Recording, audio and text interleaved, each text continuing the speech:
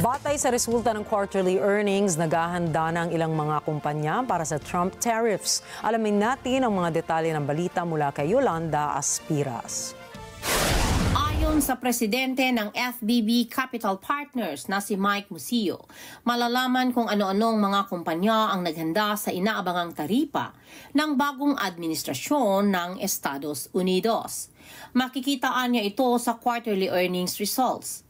Ani Musillo, maraming mga kumpanya ang gagamit ng kanilang contingency plans, kabilang ang pagpe-pre-order ng imported goods tulad ng kahoy at mga materyales na papatawan ng karagdagang taripa.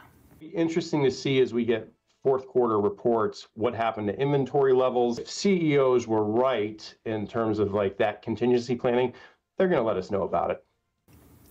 Samantala, sinabi rin ni Musillo na sa dami ng streaming services sa US, Netflix ang nangunguna. Ito ay matapos magdagdag ng 18.9 million subscribers ang kumpanya noong holiday quarter. Inilathala rin ng kumpanya ang pagtaas ng singil na layong palakasin ang kita nito mula sa ibang performance metrics tulad ng sales. Yolanda Aspiras para sa Mata ng Agila International. Trusted, connected, on point.